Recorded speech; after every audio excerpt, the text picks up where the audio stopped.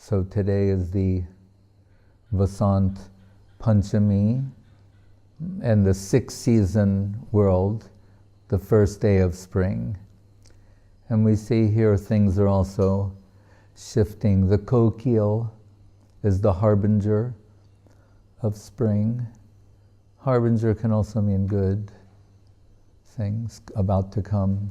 We hear them now extensively. They're here. They like the spring climate. And it's Saraswati Puja. So in India, the schools, they're worshipping Saraswati, the goddess of learning, and her color is yellow. So all the ladies, they wear yellow today. And very often new yellow sari or other type of dress in honor of Saraswati. And they have the Saraswati Puja. And this is the appearance day of Vishnupriya Devi, Pundarik Vidyanidhi, Raghunatha Das Goswami, Raghunandan Thakur, and the disappearance of Srila Vishwanath Chakravarti Thakur, Bhakti Viveka Bharati, Maharaj, sannyas disciples of Srila Saraswati Thakur, and Bhakti Srirup or Svarupa Parvat. You can check that on the calendar. So, what is it? Swarup or Srirup? Swarup Parvat. Bharati, who had lived next door to Bhaktivinoda Thakur in Surabhi Kunj. It's a unique point of view.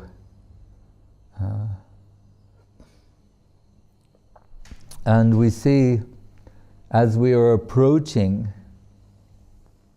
the divine appearance of Sri Chaitanya Mahaprabhu, the day by day, they're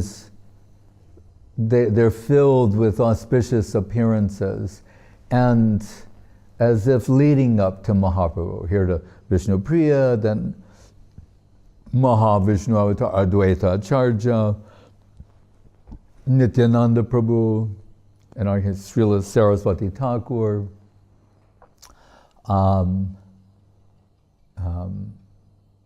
then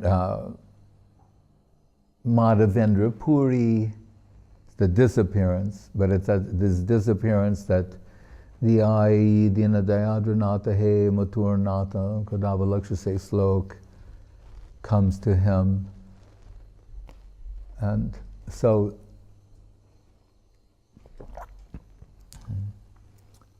and in a way, each can be attributed to the cause of the descent of Mahaprabhu, or the gift of Mahaprabhu to the world.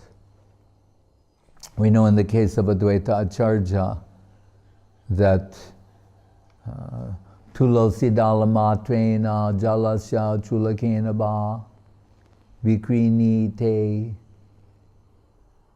Tanum Swam Bhaktebhyo Bhakta Vatsala, with the palm full of Ganga, Jal and Tulsi leaves, he propitiated the Lord to descend, taking compassion upon the fallen humanity.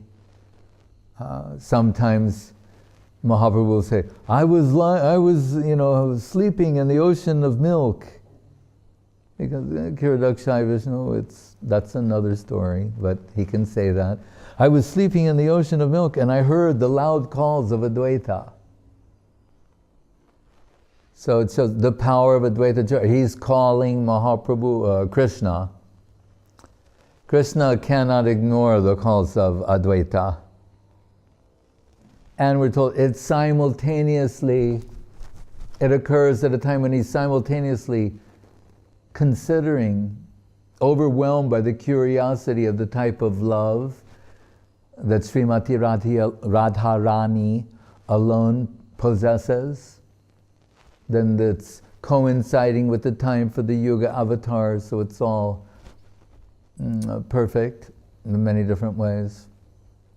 But that the power of Advaita is such, when we know after Mahaprabhu took sannyas that we celebrated recently, he goes to the house of Advaita Acharya. He cannot resist Advaita Acharya. He's saying, he brought me here. Even later, when Advaita writes his mystic letter, Mahaprabhu was saying, oh, he's one of those people, you know, they commission a deity for a festival, and when the festival's finished, we see him, they actually float the deity out into the water, because they're made out of earth, and then they dissolve back into the water after some time. It's a type of worship. We're not endorsing this, recommending it, just explaining it. So Mahaprabhu, when he's saying, oh, like that, he needed the deity for a few days for his purpose, now he's finished. But really what Advaita was saying, what I brought you down here to do, to save everyone with your Nam Sankirtan, you've done that. And now you're free for your own, like Guru Maharaj called, public life, private life. After the public service, Bahiranga Sangakori Nama Sankirtan, giving Nam Sankirtan to everyone, liberating everyone, Namo Mahavaranaya Krishna Prema Pradayate, the ultimate magnanimity of freely distributing Krishna Prem to everyone, anyone and everyone. He said, now, Antaranga Sangakore Rashasvadan, your own private purpose for coming, you're free to that. And Mahaprabhu realized it's release. And then from that time on, more or less behind closed doors in the Gangbir, in the association of Svarupa Damodar and Ramananda, he's plunging the depths of Radha Bhav 24 hours a day, the last 12 years of his manifest pastimes. But so, and when Mahaprabhu asked Srivas Thakur at one point, he's so, after going to his house, after the sannyas and Advaita, he says, to get him to go, he said, you know, I'm a poor householder. He said, I made some vegetables and a palm full of rice. If you come and just accept something, it'll be good for me. When Mahaprabhu goes, he sees there's so many wonderful things cooked by Advaita Acharya and his wife, Sita Thakurani. They made, but Advaita is also cooking, can imagine. And all that is offered to Mahaprabhu and Nityananda Prabhu. And then they have their kirtan and dance, and Advaita starts singing this Mathura Viraha song, really Radharani song, about after so much separation from Krishna, now I've got you again, you've come to my house today, how happy I am. And Advaita is singing and dancing madly, and they're all madly dancing in ecstasy, and Mukunda is singing, and Srivas Thakur, Advaita. And after, Mahaprabhu was in such a jovial mood, he's saying, what do you think of my Advaita? When the hero, and Srivas, thinking that he was saying wonderful, said, well, like Prahlad or Sukadev, you know, these great devotees. He's saying, I'm mentioning such exalted great devotees, and Mahaprabhu, what? You dare compare my Advaita to Prahlad and Sukadev? They're infants. They're boys. Advaita, you know, is very angry and divine, to show something. It's all divine play, and so no. He said, he's equal to me. I mean, he's not a Jiva, he's Vishnu Tattva. In fact, he's equal to me. When you don't think of him in some other way. But that Advaita and that Nityananda who are equal to him, Ekala Ishvara Britra, Krishna, are Sabritya. They're in the mood of servitors. Even they want to serve. They're Vishnu Tattva, they want to serve Krishna and the Mahaprabhu. So it's attributed to him. He brought Mahaprabhu down. But what about Vishnupriya Devi? Gaur Narayan, Shakti, she is his consort and wife in these pastimes. Really, she belongs to him. And we're told in the sloka, Tyaktva Shudushtaja Surev Chita Raja Lakshmin,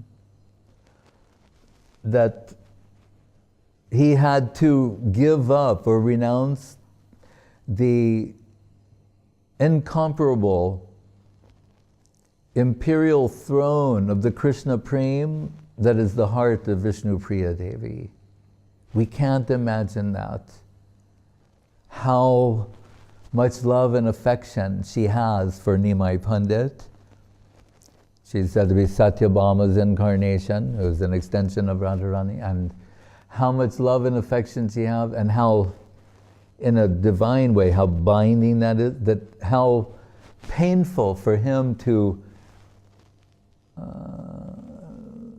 give up that situation, happy situation with her and Sachimata, take sannyas to liberate everyone, and knowing it will plunge Vishnupriya Devi into the depths of separation. Mayam mrigam doita ipsatam ambadavad. And those souls, they're chasing after Maya. He left the imperial throne of the Krishna Prema Vishnupriya and is running after the fallen souls to capture them and give them that Krishna Prema. So she was so devastated by the departure and subsequent separation from Nimai Pandit when he became Sri Krishna Chaitanya Mahaprabhu, that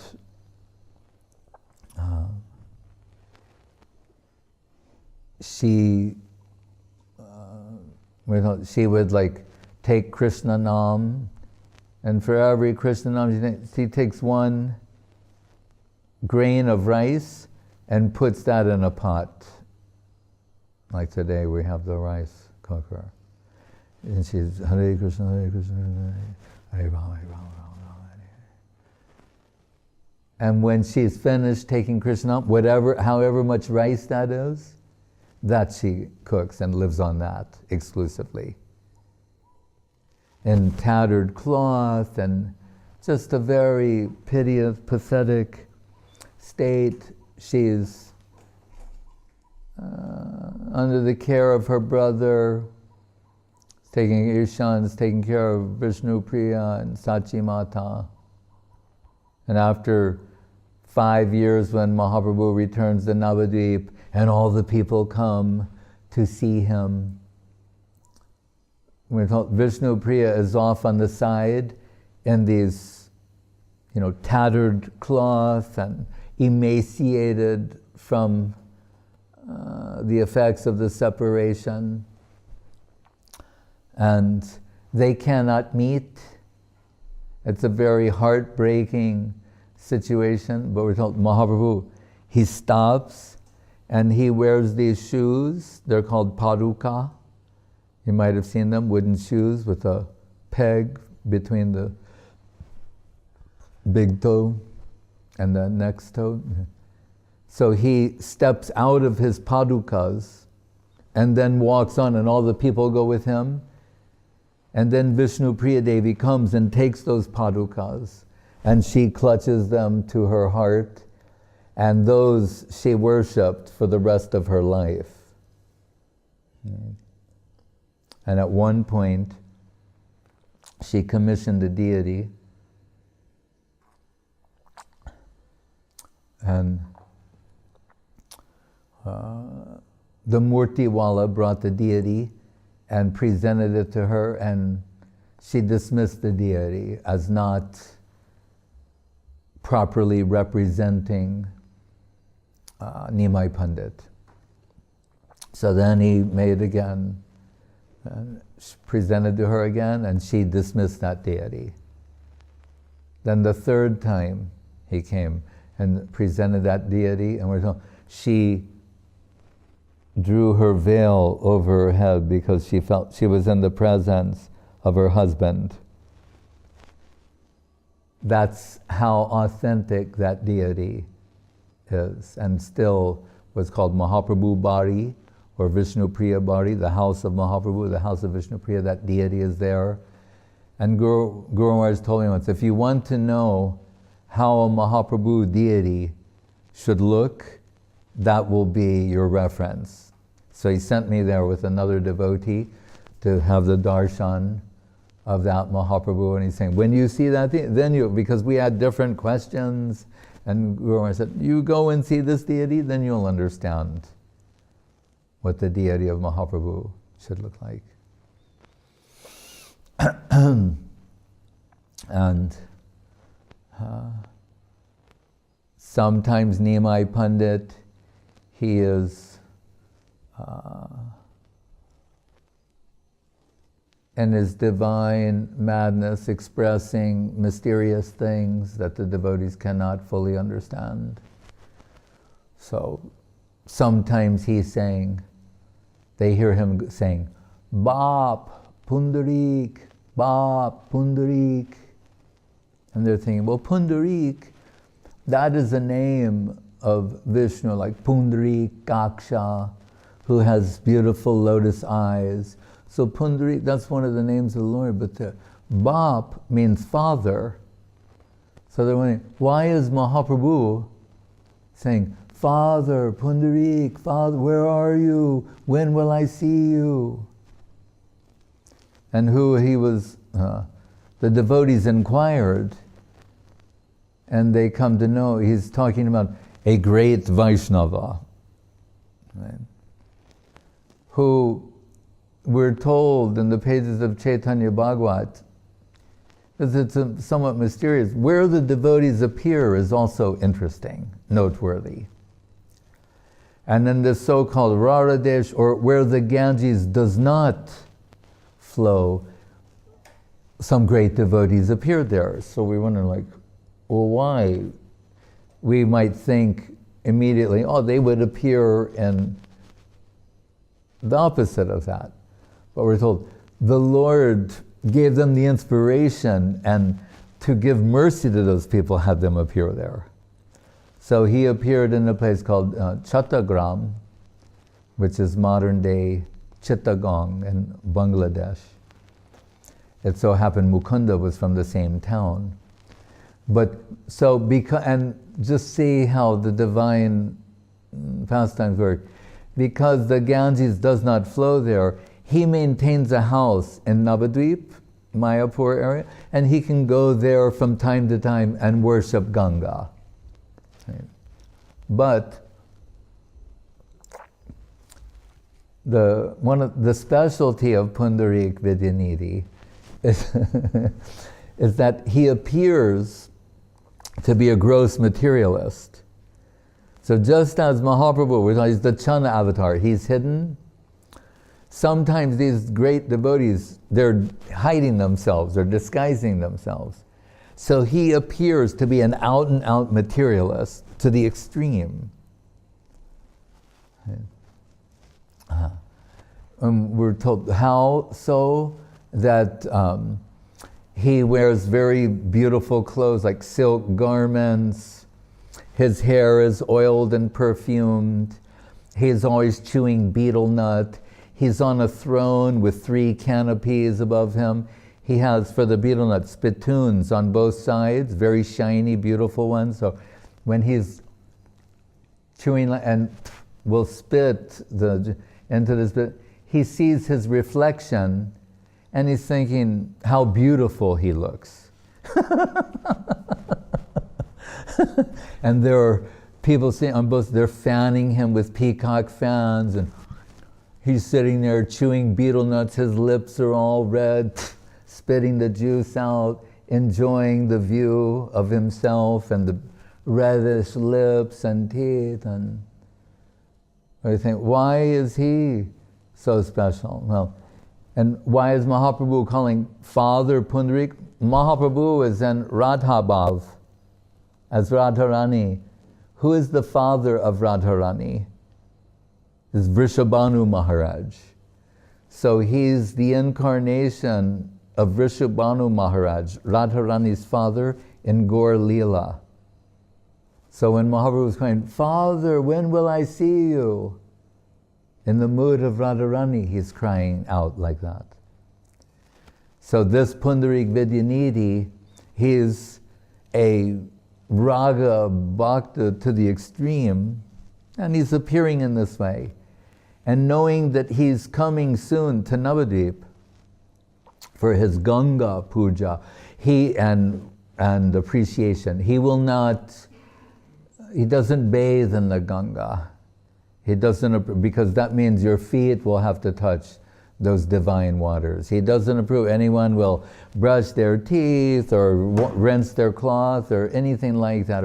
He comes, and so that disturbs him so much. He goes in the evening, kneels on the banks of the Ganga, takes a few drops of waters on his head as worshipable. That's his mood.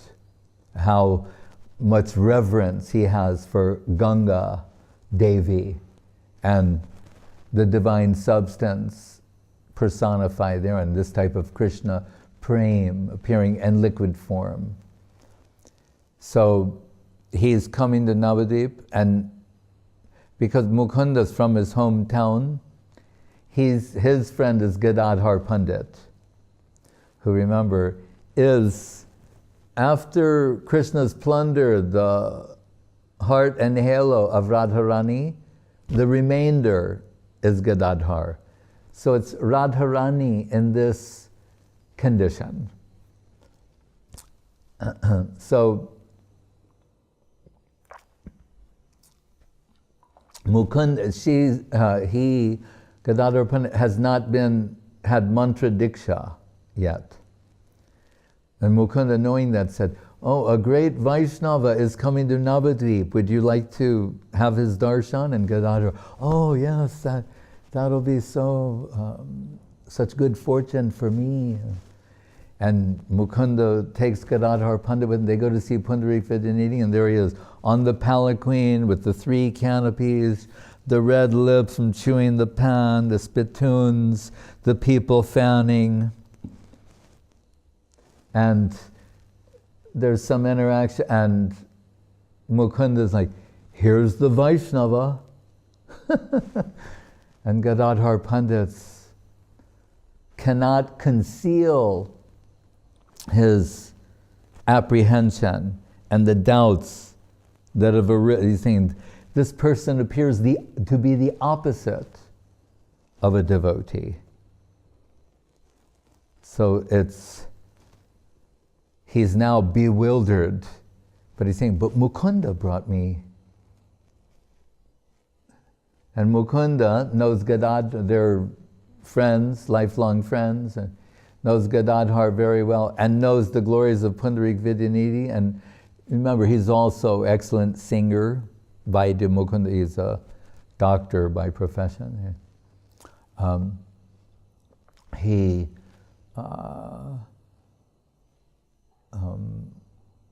starts singing one sloka from the Bhagavatam, from the 3rd canto of the Srimad Bhagavatam.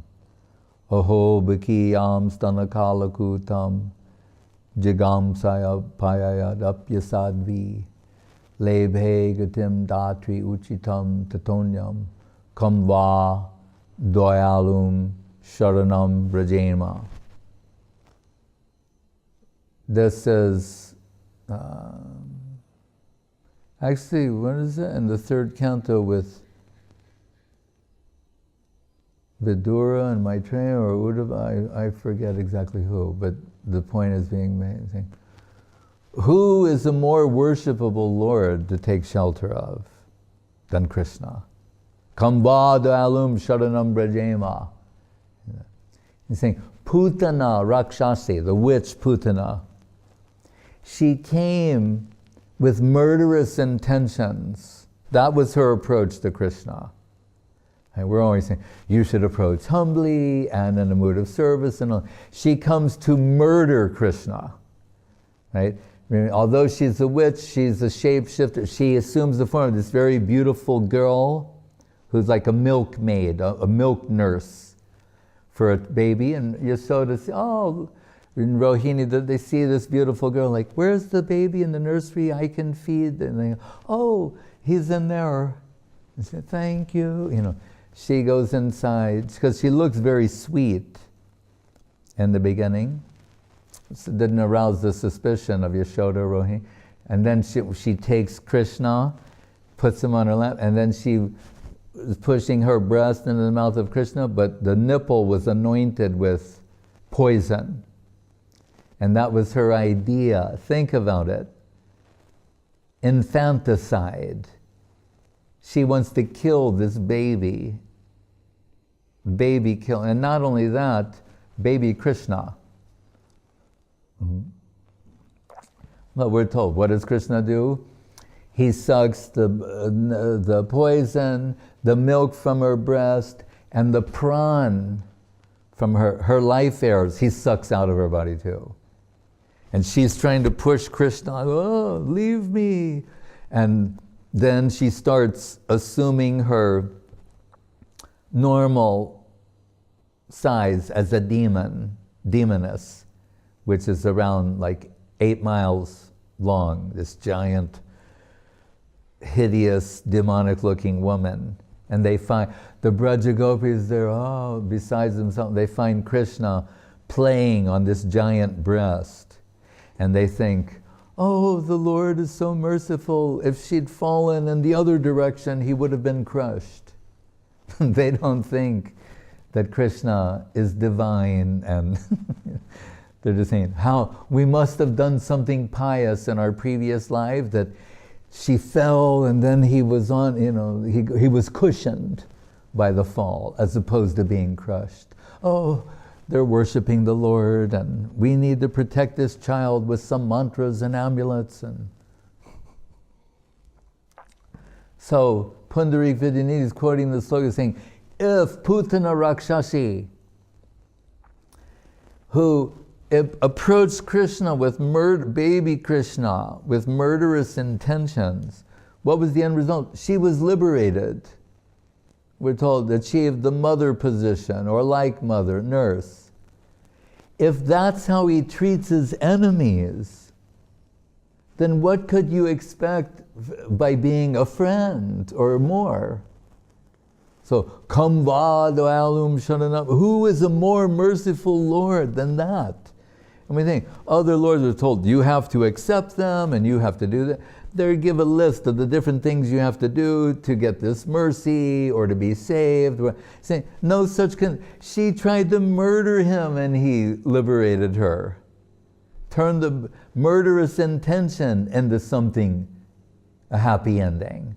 So what to speak of others? And Visvanath Chakravarti, whom today is his disappearance, he says, because he's always parsing everything and pointing out gradation, he said, so then if you were just neutral, you would get a better result, right?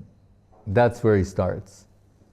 Because this is the extremes of negative, right? Murderous intentions. So he makes the first statement saying, so if you were just neutral, then you could expect to get a superior result to this. Right? Like Shanta.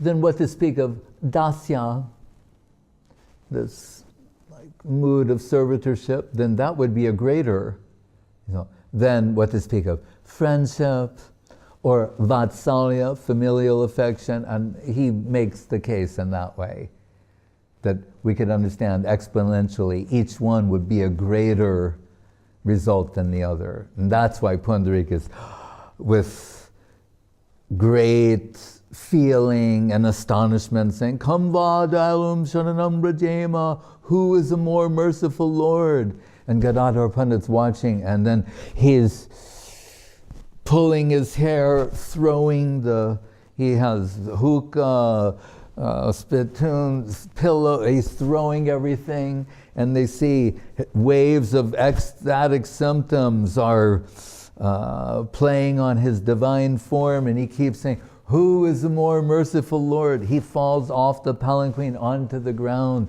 His body's trembling, tears are pouring from his eyes, and he enters an ecstatic trance like coma for 6 hours. Means when they enter a stage like that, it doesn't mean comatose the way someone here is. It means he is so deeply penetrated in the upper world that we must have an auspicious guest. Jai, Srila Bhakti Maharaj ki jai. So it's that he's fainted to this world, which remember, it means he's so deeply penetrated in divine consciousness in the upper world, he's unable to maintain consciousness here. So his body is lying there for 6 hours in this divine state. And that's when Gadadhar Pandit starts saying, "Oh, what have I done? This highest of Vaishnavas I have thought offensively about him. I looked to the objective side. I failed to recognize the subjective aspect, the substantial aspect of who he is and what he represents, and I was deceived by the cover, by the oh, I'm so foolish and offensive." And he's crying, and then the inspiration comes to him, and he's saying, "But if I were to take initiation from him, then my offenses would be forgiven." So Gadadhar Pandit gets the inspiration to take initiation from Pundarik Vidyanidhi and makes that suggestion to Mukunda, who thinks, very good. That was his intention all along. Then 6 hours later, when Pundarik Vidyanidhi comes out of his divine trance, and he sees Gadadhar crying there, and Gadadhar tearfully approaches and asks for initiation, he's very happy and selects the auspicious day, and then that Pundarik Vidyanidhi, he wants to see Mahaprabhu. And when he goes to see Mahaprabhu, and Mahaprabhu sees him, Mahaprabhu has been crying out for him sporadically. When they see each other, Pundarik Vidyanidhi, the ecstatic symptoms that he starts showing, he can't even offer prayers or any other acknowledgement. He just falls down, overwhelmed by divine ecstasy. His body's trembling, hair standing on end, tears pouring from his eyes. And then Mahaprabhu gets him up, and then they embrace, and we're told it appears as though Mahaprabhu merged into him. It was that deep of an embrace, and they're that one in heart. And imagine, this is Vrishabhanu Maharaj, and he's hearing now Krishna saying, "Father." So he realized, oh, Krishna, he's now covered by the heart and halo of Radharani. He's been transformed. He's seeing this most astonishing, ecstatic transformation of Krishna into a devotee of Krishna, and not only a devotee of Krishna, the highest devotee of Krishna, Srimati Radharani, his own daughter. Now Krishna is like, this is too much. He embraces him, they embrace him. We're told, Mahaprabhu merged, it appears as though they've become one. And this embrace lasts for 3 hours. They're still in this divine embrace for 3 hours, in the presence just deeply merged. Not self-annihilation, but this type of connection.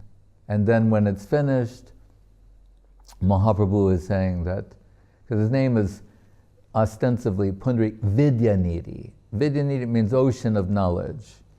And Mahaprabhu was saying, no, today my life is perfect because I saw Premanidhi, the ocean of Krishna Prem, the ocean of divine love.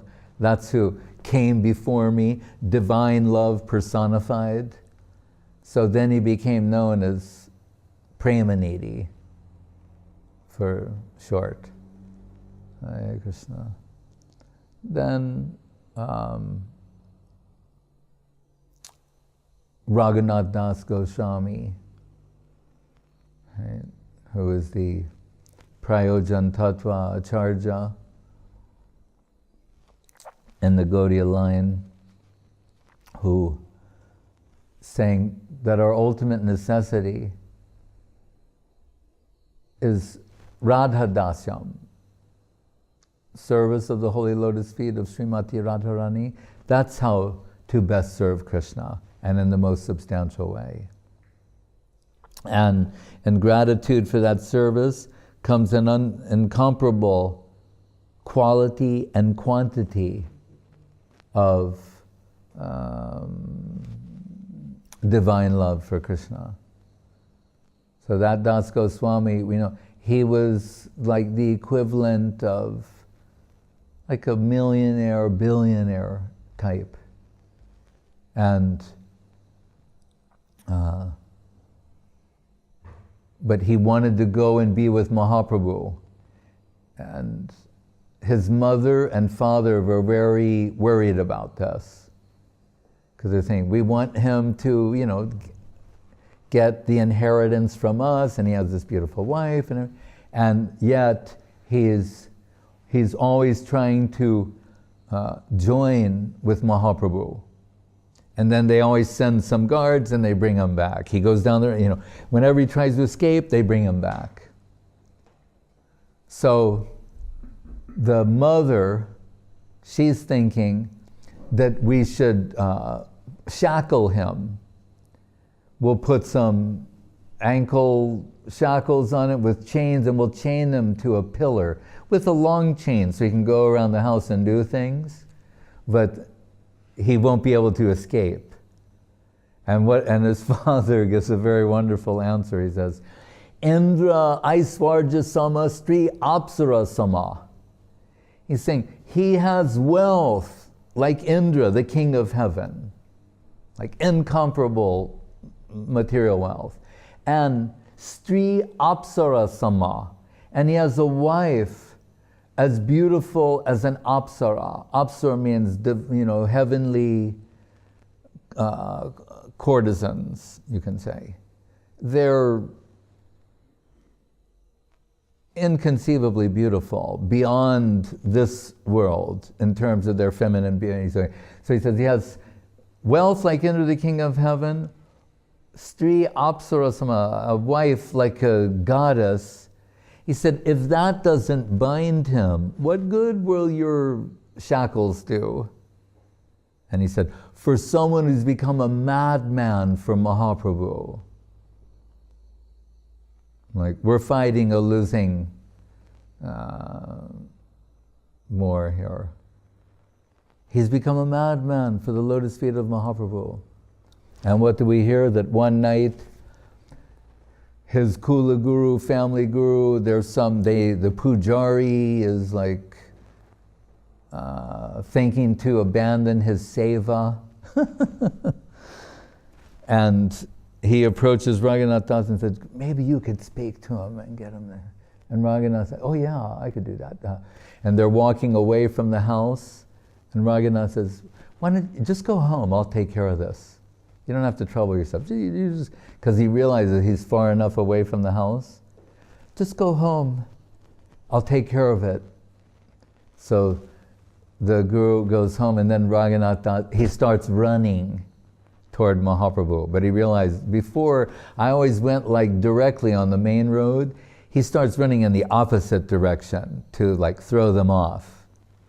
And then we're told he's running day and night for 12 days, sometimes stopping a little while, drinking some milk, maybe taking a little rice. And he literally runs from West Bengal to Puri to the lotus feet of Chaitanya Mahaprabhu. Why was he successful this time? Because just before he got the mercy of Nityananda Prabhu, we know in Panihati that he fed Nityananda Prabhu and his associates the Chiradoi festival, flat rice and yogurt, and then he got the mercy of Nityananda. And achieving that gave him connection to the lotus feet of Mahaprabhu. And when he got there, Mahaprabhu was so happy, and he put him under the care of Svarupa Damodar. Right? Remember, as I just said, in the last 12 years of Mahaprabhu's life, behind closed doors, in the Gangbhir, in the association of Svarupa Damodar and Ramananda, plunging the depths of Radha Bhav 24 hours a day.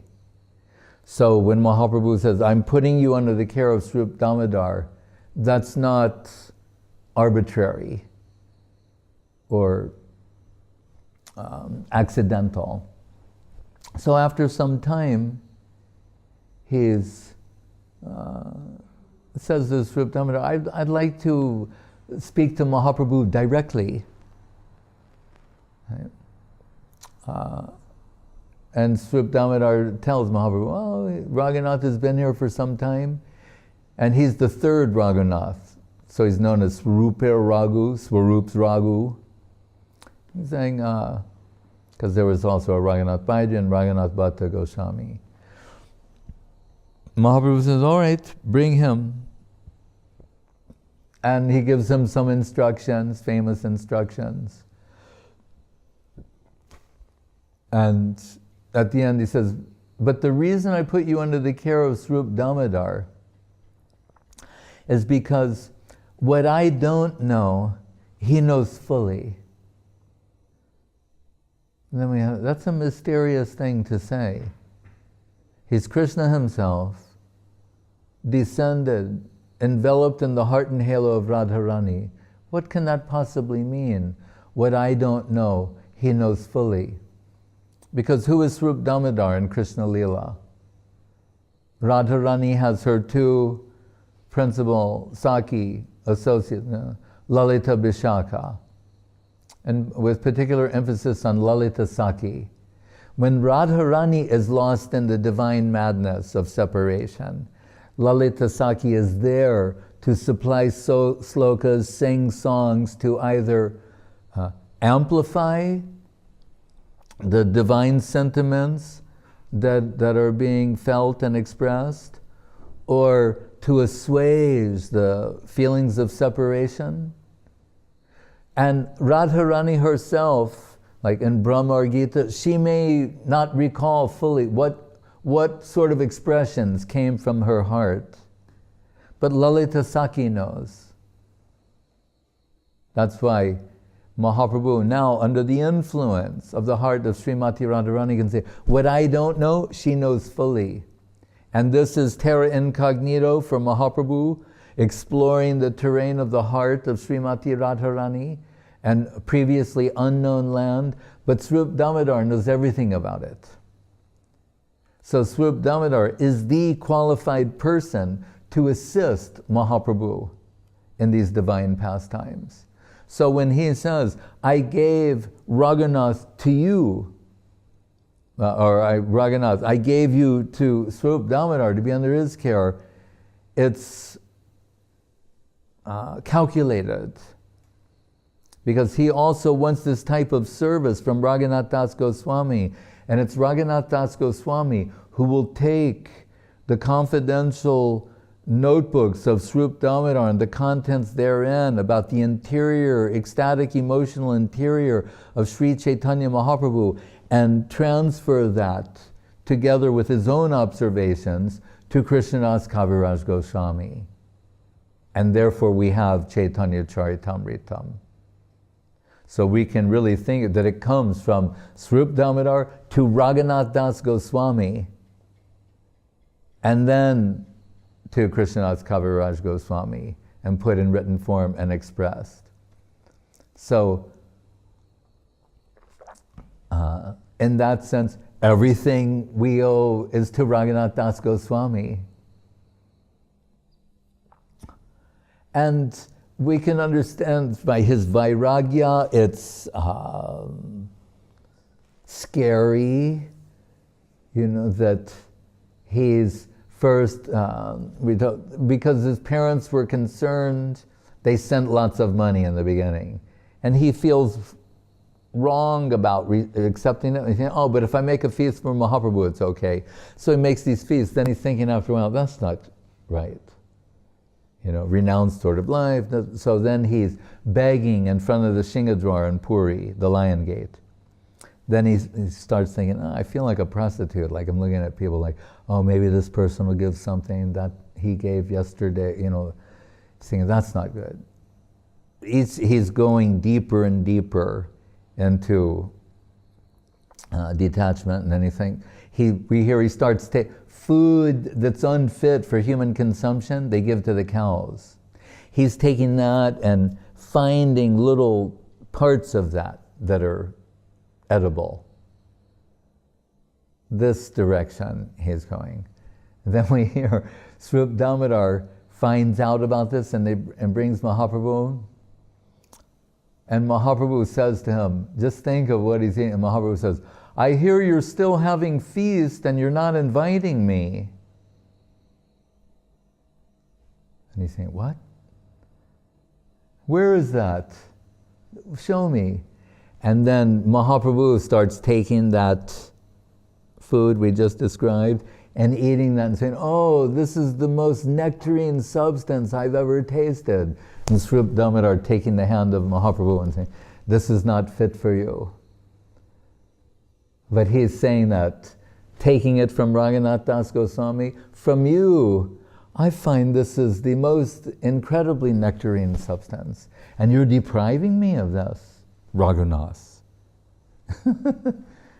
So how much love Mahaprabhu has for him. We have Giriraj Govardhan. Mahaprabhu had a small one. We've seen at the Gokulananda temple, where the Samadhi Vishwanath Chakravarti is, but also Narottam and Lokanath, Narottam Thakur, Lokanath Goswami. And that shelagram, Govardhan Shila, Mahaprabhu used to keep on his heart and hold like this, with his here. He would keep that Giriraj on his heart.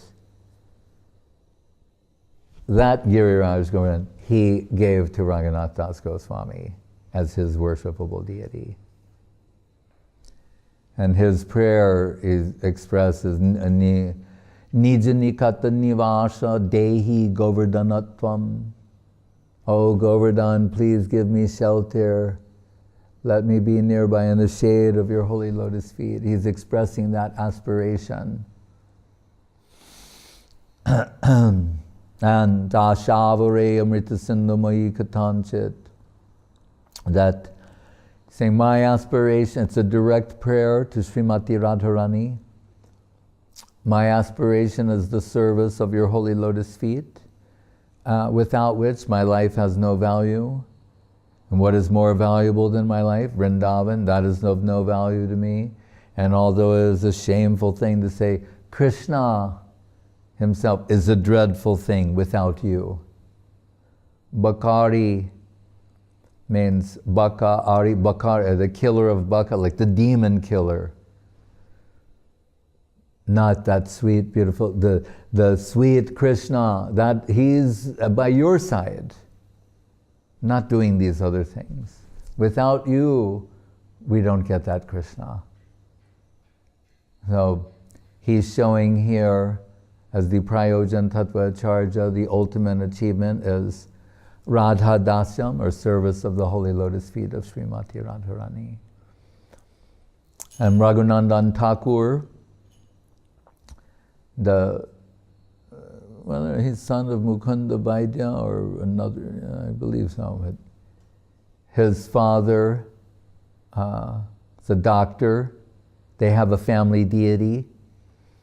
He has to go on a house call, like village, to another village, and he tells his son Raghunandan is like 5 years old, he said, you have to serve the deity, the bhog today. When the offering comes, you serve the deity, because I will be unable to do that. So and the boy, he's 5 years old, but he's an exalted Vaishnava, and he doesn't know the rituals, what is the procedure for offering the bhog to the deity. So he takes what's been cooked and he goes behind the curtain and gives it to the deity and he says, my dear Krishna, please take. And the deity is there, and he's saying, please, I'm inviting you now, please take this. And the deity is here. And then he starts becoming emotional. And he's thinking, if you don't, my father will be upset with me. And in a very heartfelt way, he's pleading with the deity and crying and saying, please accept this offering. And then the deity becomes animated and sits down and starts eating, and then he's very happy and he goes away, and then he comes back and sees everything's been eaten, takes the plates away. Then his father comes back in the evening and expects to take some prasadam, because normally we offer everything. Krishna takes that, but mystically it remains as prasadam, the divine remnants of the Lord, then we distribute that. His father is expecting to take prasadam, and he comes back and sees all the plates are empty. And he says, Raghunandan, where's the prasadam? He's saying, the deity ate everything. That's funny thing. The deity ate everything. Yes.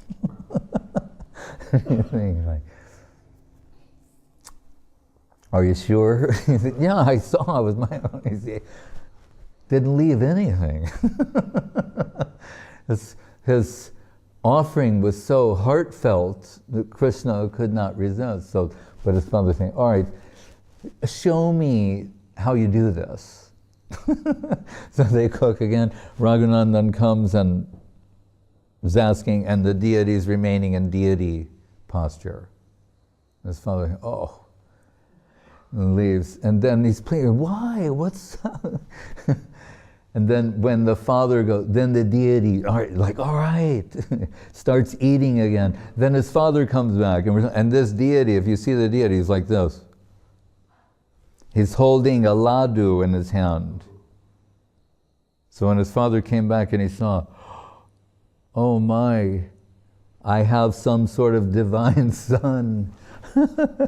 So later, Mahaprabhu, teasing him, said, in your house, who's the father and who's the son? And he said about the boy Raghunandan, he said, he's the father and I'm the son, meaning he has superior devotion. As Advaita said of his son, Achyutananda, he's in a superior position on account of his devotional qualities. And Visvanath Chakravarti Thakur, Disappearance, we meant Visvanath, his specialty is things that are seemingly perhaps trivial in some instances, not in every case, but in some instances, something that appears to be just, how do you say, descriptive or trivial. He will extract from there very deep meaning and significance and rasa extraction from things. You know, if it says just before the Rasa Lila pastimes that, you know, the moon ascended on the eastern horizon in the sky, and the scent of jasmine was fragrant in the air, and Krishna glanced to Yogamaya indicating the time, he will say, oh, moon in the eastern horizon. That means Chandra, moon, Chandra Vangsha, that is the dynasty of Krishna, but the eastern horizon is the wife of Indra. So it's indicating that paramour activities are going to take place from the moon rising in the eastern horizon. And the smell of then that means the essence, rasa, lila is about to take place. Or he gives a beautiful example. He said, then Yogamaya is assembling all the gopis to see who is qualified to participate in these divine pastimes. He said, like when a king gives an indication that he would like to enjoy mangoes. He said, the cook, who's supplying, they go and collect, they go to a mango tree and pick many mangoes. Then they look at the mangoes and go, all right, this is ready to be eaten right now. Putting that, all right, this one needs a little more. They can sort through them. So he's saying when he indicates the Yogamaya, assemble the qualified devotees, she's saying, all right, these are ready to participate now. These need a little more ripening. How are they ripened? Just like the mangoes, we know with fruit sometimes, you put in the sun for a few days. Saying, those gopis who they heard the call but could not answer that call, somehow they were prevented. That ignited a fire of separation in their hearts, that if there was anything less than totally auspicious, it was burned away by that separation, qualifying them to answer the next flute call, as it were. So Vishwanath always extracting many divine things, enlightening everyone on his unparalleled commentaries, particularly on the 10th canto of Srimad Bhagavatam, and in an display abject modesty with, I think, a little bit of irony or humor. He, at one point, begs his readers to forgive him for becoming a jewel merchant, like a jeweler, right? A person who sells jewels.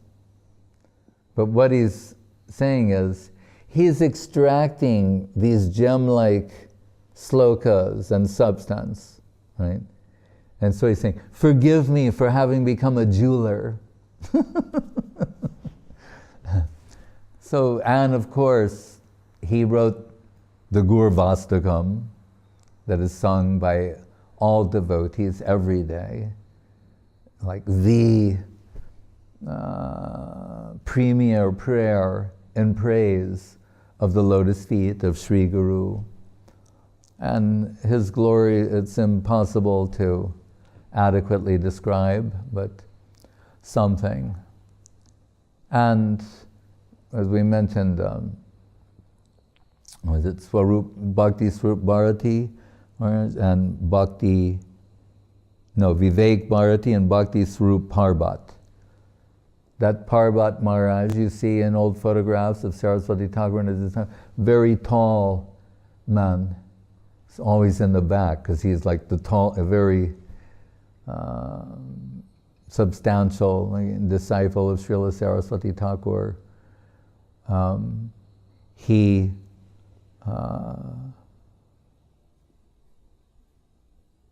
Who was it? He or Bharati, one of them. Which one lived? And I said in the beginning, now I forgot. But one lived in Surabhi Kunj, next to Bhaktivinoda Thakur. I think it was Parvat Maharaj. And it was Bharati Maharaj, who is very tall and big. This Parvat Maharaj, he lived next to Bhaktivinoda Thakur, and here at 3 o'clock in the morning, Bhaktivinoda Thakur would come and sit on his cement bench and be loudly taking Krishna Nam. He said, like this piteous wailing, as if he was crying out in the distance to his long-lost beloved, pleading. He said he'd never heard someone take Krishna Nam in this way. And he would hear that. He was like next door neighbor. So think about, you wake up in the morning hearing Bhaktivinoda Thakur taking Krishna Nam in the midst of his evening of writing unparalleled books, songs, and going on with his divine practices. Hare Krishna.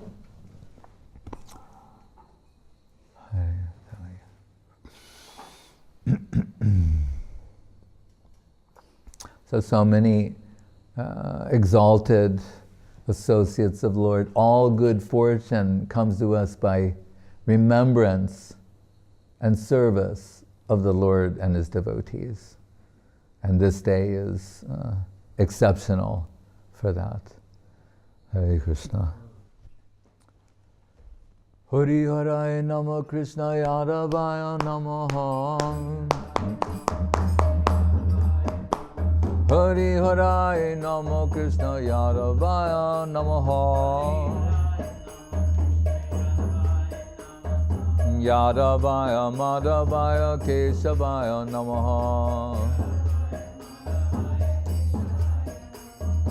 Gopal Govinda Ram Sri Madhusudan. Giridhari Gopinath Madana Mohan. Sri Chaitanya Nityananda Sri Advaita Chandra. Gadadhara Sri Vasadi Gauda Bhakta Vrinda. Jai Rupa Sanatan Bhatta Raghunath. Sri Jiva Gopala Bhatta Dasa Raghunath. Echai Gochai Kori Charana Bandhan. Jaha hoite Vignanash Abhishta Puran. Echai Gochai Jarmui Tarodas. Kansa Bada Padarinu Moda Panchagrans. Tandera Charana Sevi Bhakta Sanebas. Janame More Abhilas. Echai Gochai Jabe Braje Koilovas. Radha Krishna Nitya Lila Korilo Prakash. Anande Bolo Hari Bhaja Vrindavan. Sri Guru Vaishnava Pade Majai Aman. Sri Guru Vaishnava Pad Padma Koriyash. Harinam Sankirtan Koe Narottamadas. Hare Krishna, Hare Krishna, Krishna Krishna, Hare Hare.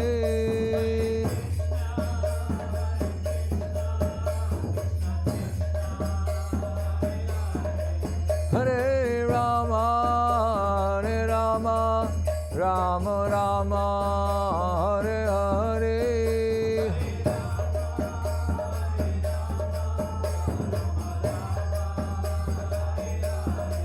Hare Krishna, Hare Krishna, Krishna Krishna, Hare Hare.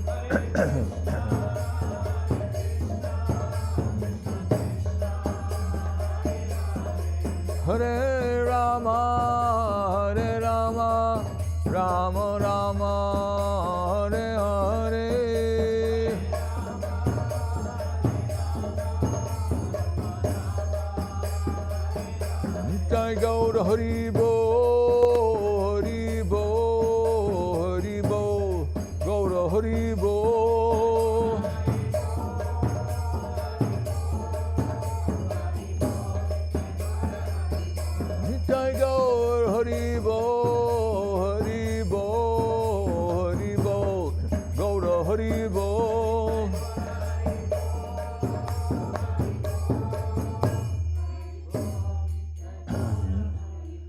Jai Om Vishnupad Paramahansa Parivajaka Acharya Satarasata Shri Srimad Srila Bhakti Sudhir Goswami Goswami Maharaj Ki Jai.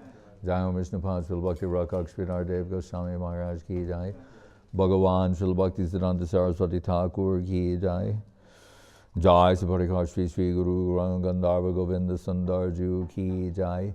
Jai Sri Vishnupriya Devi Ki Jai. Sri Pundarik Vidyanidhi Prabhu Ki Jai. Sri Raghunatha Das Goswami Prabhu Avirbha Mahamahotavati Ki Jai. Sri Tirabha Visvanath Chakravarti Thakur. Bhakti Viveka Bharati Maharaj. Bhakti Svarupa Parvat Maharaj Ki Jai. Sri Rupanuga Guru Varga Ki Jai. Namacharya Srila Haridas Thakur Ki Jai. Sri Krishna Chaitanya Prabhu Nityananda Sri Advaita Gadadhar Sri Vasant Go Bhaktivinoda Ki Jai. Sri Sri Radha Krishna Gopa Gopinath Shyama Kunda Radha Kunda Giri Govardhan Ki Jai. Vrindavan Dham Ki Jai. Navadip Dham Ki Jai. Sri Chaitanya Saraswat Mat Ki Jai. Sri Gupta Govardhan Ki Jai. Ganga Devi Jamuna Devi Bhakti Devi Tulsi Devi Ki Jai. Om Vishnupad Vishvavarenya Srila A.C. Bhaktivedanta Swami Prabhupada Ki Jai. Sri Chaitanya Saraswat Mat Ki Jai. Mat Acharya Brinda Ki Jai. Jai Srila Bhakti Vimalavadut Maharaj Ki Jai. Seva Brinda Ki Jai. Samaveda Bhakta Brinda Ki Jai. Nitai Go Premanande.